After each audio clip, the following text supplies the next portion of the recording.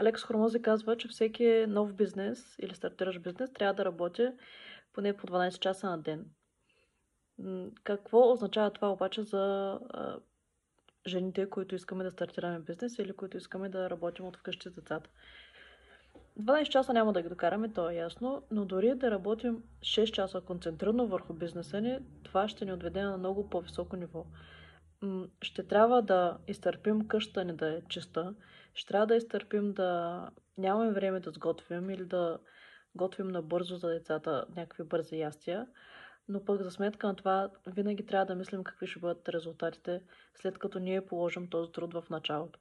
Защото когато ние се потрудим в началото, нали, след това резултатите ще са на лице. Обаче, ако в началото започнем да приоритизираме, нека искам сега да изгладя, искам сега да се оправя нещата, искам да сготвя, нали, тогава резултатите ще ги има, но няма с такива каквито искаме.